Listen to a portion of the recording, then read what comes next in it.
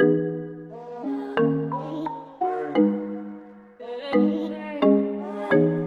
up, guys? It's your boy 2DK, and today's I got that afro. In today's video, we gonna be reacting to Young Don the Sauce Guy, my church camp girl. Now, for all my new subscribers, I pre-draw all my drawings, and without further ado, let's get into the video. So she's home all day having to deal with this. And if it's one thing that Jamaican women cannot stand, is a weak man. So on one hand, she's sympathizing with me, right? She feels bad that her baby boy is heartbroken over his first real love. But on the other hand, right, she's like, hey, stop, right? Like, get over it. You're 17 and tall. Man Stop up, nigga. Crying. In life, it's important to know who you are and what you bring to the table. Take this YouTube channel, for instance. I know what this is. This isn't Cartoon Network. Okay, I know my animations don't remind you of Rick and Morty, but that's not why you watch, right? Maybe you watch because you relate to my stories. Maybe you think I'm funny. Or maybe you just run this shit in the background like white noise while you play Fortnite. Point is, it all boils down to the fact that you like to hear me talk. And today, I'm here to tell you that you no longer have to wait weeks for a 6-minute video of me talking, because I have just launched a new comedy podcast with one of my good friends. It's hilarious. The first 2 episodes are out. The 3rd episode drops tomorrow. Here's a clip. Take a sample. Is it simping to have a girlfriend that has OnlyFans? What do you think? Short answer, no. Short answer, 100% yes. Short answer, no, because... Okay. So you wouldn't date a girl with OnlyFans? I would if none of her... I would never claim a girl that has OnlyFans. Let me know down in the comments, would y'all I would date a girl that have OnlyFans? She could not be wifey. If her face was in... What about if her face wasn't in any pictures? If her face wasn't in it and she didn't have any like distinctive birthmarks or way to... That's what I'm saying.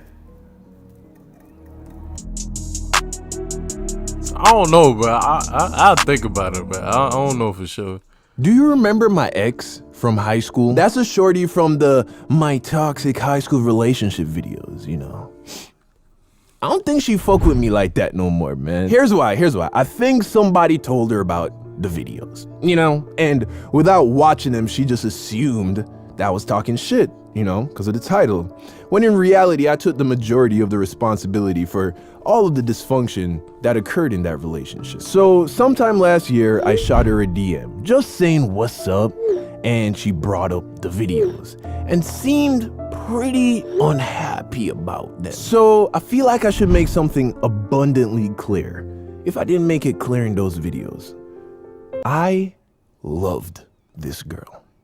Like a lot. Worst heartbreak of my life, you know, because nothing hurts quite like your first real love. We broke up over the phone. It was a summer break after high school graduation. I was in Jamaica visiting my family right before I went off to college in California. And bro, when I say that I was depressed, just moping around the house all day. And whenever I go visit my mom in Jamaica, right, she tries to get some time off from work so she can spend some time with me. So she's home all day having to deal with this. And if it's one thing that Jamaican women cannot stand, is a weak man. So on one hand, she's sympathizing with me, right? She feels bad that her baby boy is heartbroken over his first real love. But on the other hand, right, she's like, hey, stop, right? Like, get over it. You're 17. You got a man to fuck up. Stop crying. Get so over to that help shit, me get nigga. over this heartbreak, she signs me up for church camp. Now, understand, my mother took me to church every Sunday until I moved to America at 16 years old. And not once in 16 years did she ever consider sending me to church camp. You know? Do you see where I'm going with this? I was being such a bitch about the breakup that my mother was like, this nigga need Jesus. Ain't nothing else gonna help him. So fast forward to the first day of camp, and I get dropped off at the spot where the buses were gonna pick us up and take us to the campsite. And not excited, right? For one, I was going through a phase in my life where I was questioning God. I was saying shit like, I don't know if I believe in a God in the traditional Judeo-Christian sense of the word, but I'm still like spiritual, you know? I meditate. I was being that Interesting. fucking gaylord, you know what I mean? And I also thought just the idea of church camp was lame, right? Like, no cool kids are going to church camp at 17, right? So I walk up to the signing table and I'm looking around and I'm just like, hold on. Man, I'm not even sure if I'm the coolest guy here.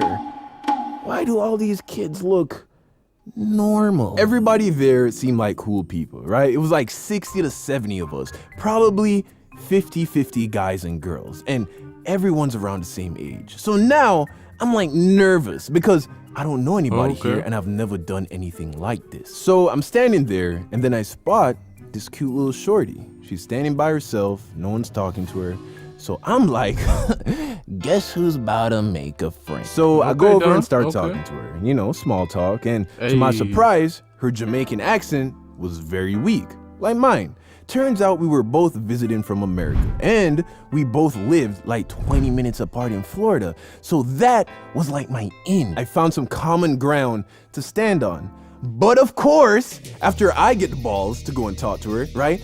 Other niggas start trying to squeeze their way into our conversation, right? Because remember, these are young Man, the fucking Jamaican haters, men. dog. They ain't just gonna sit back and watch me call dibs on all the cuties, you feel me? So I see what's happening and I pull back Okay. because I wasn't trying to crowd this girl. Even at 17, I knew that. So I go find some other people to talk to. Finally, it's time to get on the buses. I get on, I find a seat by the window, and I get comfortable, right? So I'm sitting there, and then Shorty gets on the same bus.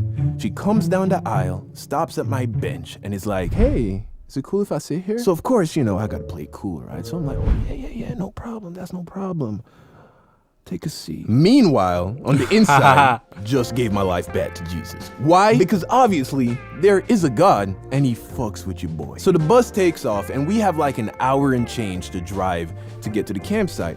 And the entire time, we're just chopping it up, you know? I'm cracking jokes, she's laughing, and I'm like, okay, I might be in there. So we get to the campsite and orientation begins, right? We get a rundown for what we're gonna do on a daily basis, where we can and can't go in our free time, all of that. So the camp lasted about 10 days. And in a nutshell, His drawings one on of the point. best experiences I've ever had in my life, right? Not gonna pretend like I became this wholesome church boy after it was done, but it did reopen my mind to the whole God thing in a positive way. And come on, right? Okay. A little bit of Just Jesus it. ain't never hurt nobody. I mean, sure, there was the whole like crusades thing. That was pretty bad. And then Europeans did use Christianity as a brainwashing tool during the enslavement of black people in America and the Caribbean. And then they did do the thing with the Native American. You know what? My church camp experience was pretty good. Okay, that's all I'm trying to say. I made a ton of friends, we played a lot of sports, we did bonfires. It was fun, right? And the entire time, I was still trying to get closer to Shorty. Sometimes we ate lunch together. By the time my game was practically non-existent, right? I've had one serious girlfriend at this point in my life, so I couldn't take a solid temperature read on this girl at all. So for like the first 5 days, right, I hung out with her when it was convenient, and I did it in a way where I tried not to seem like I was trying to be around her. But, you know, I'm seeing other dudes trying to talk to her. Also, I realized that I was running out of time. And it got to a point where I was like, if anything is gonna happen, I gotta make a move, and I gotta do it soon. So now it's the next Fuck it. day, right? The 6th day of camp. And that night, we Make had your this little move, Christian Don. concert thing, right? It was in this concert hall that was like 100 meters from the rest of the campsite. And I say meters because who the fuck knows what 328 feet looks like? So the concert ends, and as we're making our way back up the trail to get back to the dorms, I see Shorty, and she's walking with one of her girlfriends. And I decided that this was the time to pull the trigger. So I walk up to her, you know, I touch her on her hand, and I'm like, hey, can I holler at you real quick? She's like, yeah, what's up? And coincidentally, there was like this little gazebo thing, right, off to the side of the trail, and it had this very Dang, dim you light got that keeping it game, lit. So boy. I knew we could sit there and talk and not be super obvious to everyone, right? And low-key set a mood. So I bring her off to the side, right? We sit in the gazebo, and I'm like, so I'ma just come out and say it. I'm feeling you, and I feel like you're feeling me, but I'm not sure, and this camp is gonna end soon. So Be straightforward with nigga. what's up? You feel me? And then she kind of like giggles, right? And then she's like, yeah, I like you too. I lean in, and then we kiss. It wasn't long, it wasn't crazy, no tongue, because again, church camp, but that almost made it like nicer, you know? And I was proud of myself for having the balls to do it. Sure, looking back, shit was corny, right? But at 17, I ain't know anything about anything. Although, I swore I was a man. You know, I just pulled the cutest girl at camp. You couldn't tell me shit, nigga.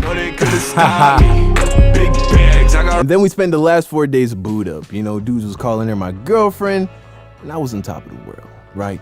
Camp ends, and we take the bus back to Kingston, where we first got picked up. Everyone got back their phones, which they took from us, by the way. And then I go find Shorty to get her number, because I'm like, oh, this is my girlfriend now. You know? She gives me her number, but she tells me that it's for the house phone of like her aunt's house where she's staying.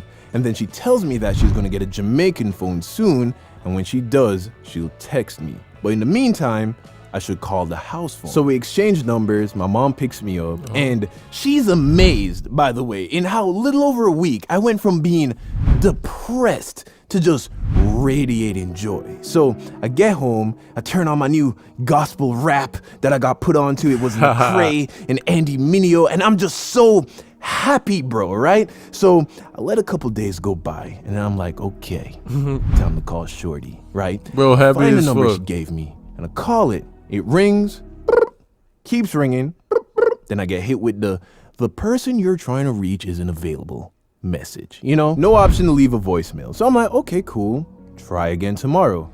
Same thing happens. Try again one more time the next day, nothing. And then I start to think, oh wow, I'm never gonna hear from this girl ever again. But we only kissed like a handful of times, and we only knew each other for like a week, right? So That's tough. I wasn't heartbroken, but I was bummed, right? Maybe a couple more days pass, and then out of the blue, I get a text. Guess who?